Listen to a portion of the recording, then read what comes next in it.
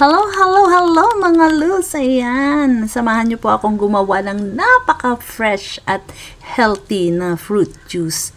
Ayan, so guys, ito po yung ating mga sangkap. Nandiyan po ang pineapple, ginger, celery, cucumber, and green apple. So guys, kakailanganin po natin dito ang machine, ang juicer machine, para po siya yung pipiga ng ating mga fresh na prutas or gulay. So, ayan guys, umpisan na po natin ang pagpiga ng ating mga sangkap.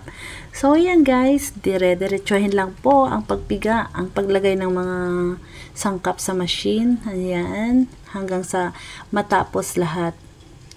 So, guys, pag napiga na, siguraduhin lang po ninyong meron tayong malinis na baso at doon po natin ilagay ang ating fresh na juice.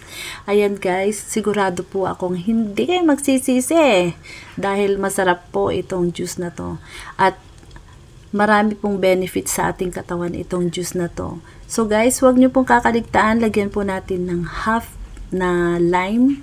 Itong squeezean po natin ng half lime para mas maganda at nakakatulong din po ito. Vitamin C po.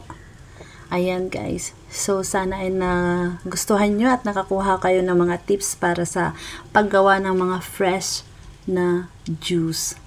So guys, thank you so much sa inyong pag-watch. God bless. Have a good day everyone. Ayan.